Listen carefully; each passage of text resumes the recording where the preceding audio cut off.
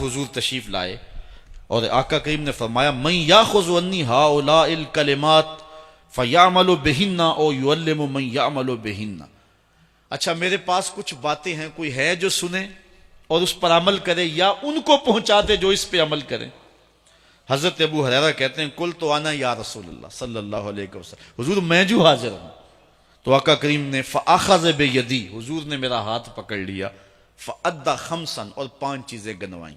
فقال، فرمایا اتق المحارم تکن عابد الناس، اللہ کی حرام کردہ چیزوں سے بچ جا، لوگوں میں سب سے زیادہ عبادت گزار تو ہوگا.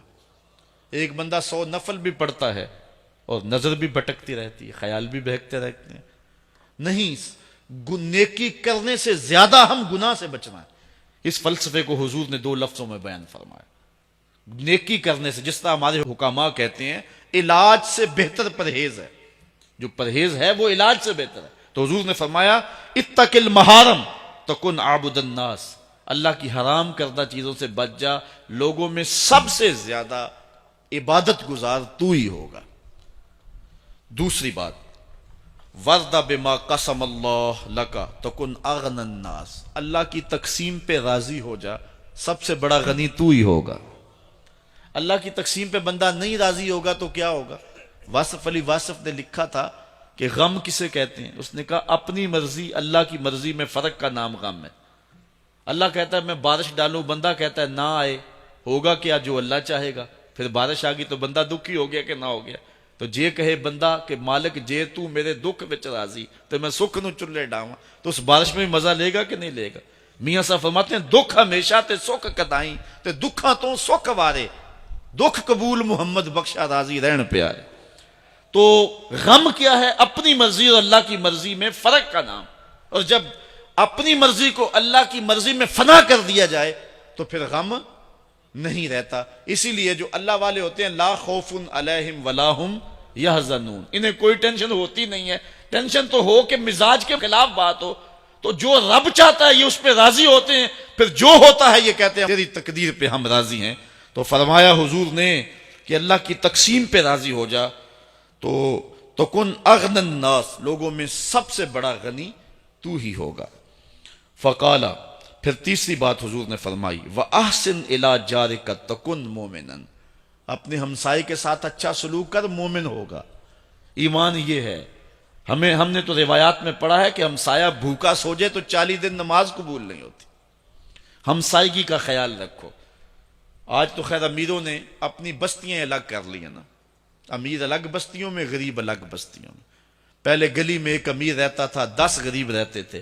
اس 10 غریبوں کا اس امیر کو خیال رہتا تھا. اسے پتا تھا کس گھر میں چولہا نہیں جلا، کس کی بیٹی جوان ہو رہی ہے، کس کو کیا مسئلہ ہے، کس کے گھر میں بیماری ہے اور علاج میں نے کروانا ہے.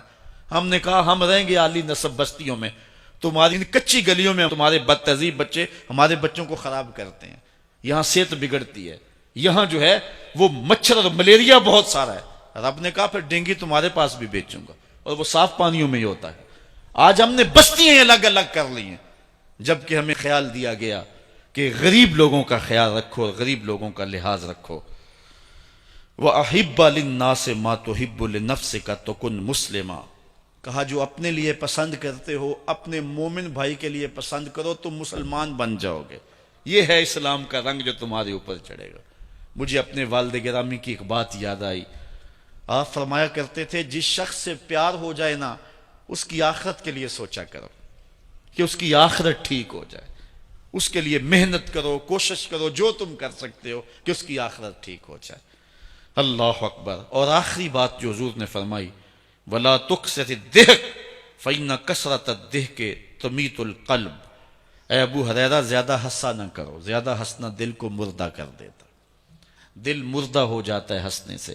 بلکہ فرمایا گیا کہ فَلْيَضْحَكُوا قَلِيلًا وَلْيَبْكُوا كَثِيرًا، تمہارا رب کہتا ہے تھوڑے ہنسا کرو، زیادہ رویا کرو. رونا دل کا میل اتارتا ہے، باطن کے اجاڑ پن کو دور کرتا ہے، من میں خشیت الہی کے پھول کھلاتا ہے. اور حدیث میں آتا ہے وہ آنکھ خوف خدا کی وجہ سے روئی اور ایک بال کی جڑ بھی بھیگ گئی، کل قیامت کے دن وہ بال جہنم میں نہیں جانے دے گا. عرض کرے گا مالک یا اسے جنت دے دے یا مجھے نکال لے. تو رب بال تو نہیں نکالے گا، اللہ تعالیٰ اس شخص کو جنت عطا فرمائے گا۔ لا خیر فی عین لا تبکی من خشیت اللہ، امام ابو نعیم نے لکھا حلیہ میں، اس آنکھ میں بھلائی کوئی نہیں ہے جو خوف خدا میں روتی نہیں ہے۔ رونے کا مزاج بناؤ، طبیعت کے اندر نرمی پیدا کرو۔ اگر طبیعت سخت ہے، بعض لوگ تباً سخت ہوتے ہیں، تو روزانہ شام کے وقت قبرستان میں جا کر کے کچھ وقت گزار کے آیا کرو، اپنی طبع میں نرمی پیدا کرو، طبیعت میں سادگی پیدا کرو، اپنے زندگی کے معاملات کو زیادہ نہ پھیلاؤ کہ جو حساب دینا مشکل ہو جائے۔